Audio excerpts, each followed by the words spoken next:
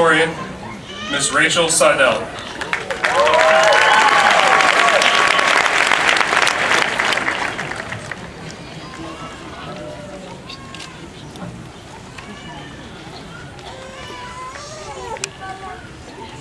Today, there are 266 seniors graduating.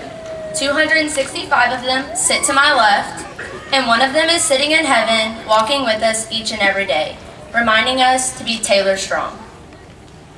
I first want to congratulate each of my peers. 4 years ago, we walked into CHS completely unsure of what to expect. We quickly learned the ins and outs of high school. We wore the infamous wristbands to our sophomore homecoming. We complained about the no sweatpants rule every free dress day. We have all experienced the strange announcement saying, "Teachers, please turn in your warm body count," and the numerous bell changes that we've encountered our senior year. We became comfortable with ourselves, with our friends, and with our surroundings in our time at Central High School. But today, we embark on a new journey full of the unexpected. We go back to the starting line, unsure yet again. I want to leave you today with 9 things to remember as we all step forward to pursue our dreams. Number 1, never stop learning. No matter how old we may get or how many years of school we complete, there is always more to be learned. In our 4 years at Central, we learned a number of lessons, some big and some small. We learned the terrible effect of procrastination as we all worked on our senior projects this year. We learned to avoid South 1 if we did not have our ID, and to hide our water bottles if we were going to pass Mr. Mitchell. As we go forward, remember the world is constantly changing, and we must learn to keep up. In the words of Dr. Seuss, the more you learn, the more places you will go. Number 2, be a teacher. No matter your career choice, never pass up the opportunity to teach someone. For example, where would we be if Ms. Younger hadn't taught us how to properly write papers? Or Mr. LeGroux had not taught us the Elements song that I have had stuck in my head since the freshman year? If Coach Osborne hadn't taught us math through the ever-entertaining video notes, and Mr. O'Brien had not taught us, well, actually, he didn't teach us much of anything. Just kidding. Mr. O'Brien taught us that life doesn't always need to be taken so seriously. Sharing ideas leads to the creation of new ideas, and it is some of these new ideas that you will use to change the place you will work in, the city you will live in, and maybe even the world. We have received an incredible education here at Central, so do not take it for granted and share what you have learned. Number 3, listen. Listen to your peers, to their ideas, and to their mistakes. Consider what they have to say and allow yourself to learn from their advice. Next, listen to authoritative figures. Whether you agree or disagree with what they have to say, you should respect their position. Lastly, and maybe most importantly, listen to the advice of your parents. John Walsh once said, "You will be more like your parents than you can imagine or want to be." They have all been where we are now, and the wisdom they have to offer is invaluable.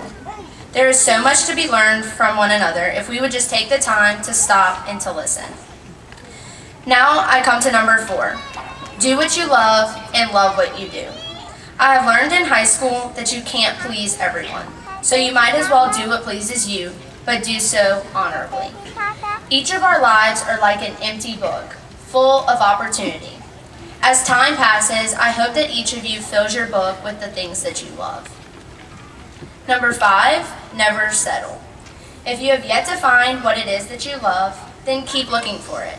Do not settle for less than you deserve, and do not allow yourself to become satisfied with less than you are capable of achieving. Do not settle for discontentment, but instead explore the world, find your inspirations, and seize the moments. Number 6, make time for your family. Eventually, we will have all moved out to live on our own, or at least I hope all of us will have. But do not ever forget where you came from. The more I grow up, the more I realize that my parents are the best friends I could ever have, and I want them to know that they are appreciated.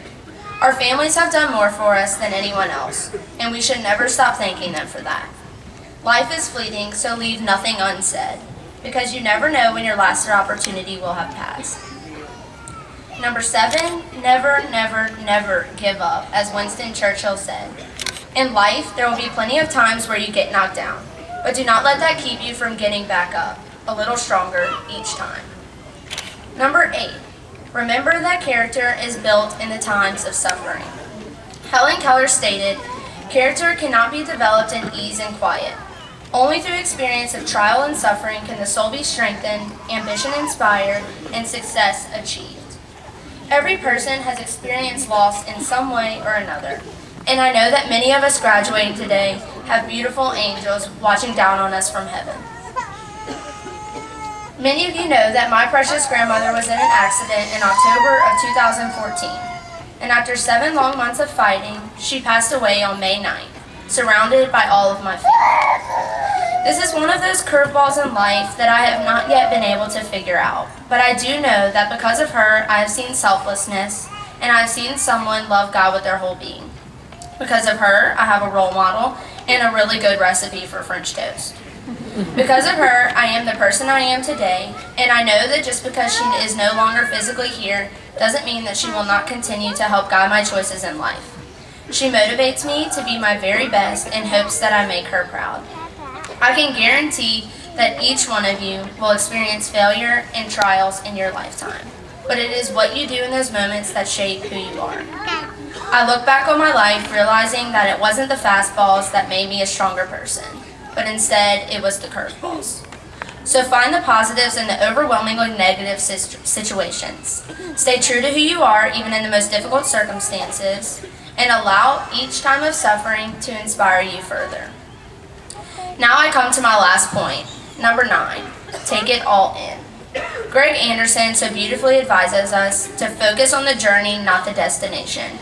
Joy is found not in finishing an activity, but in doing it.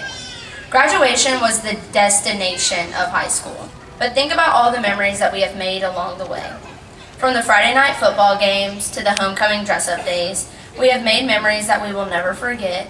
We have learned lessons that we will always use, and we have built friendships that will never fade.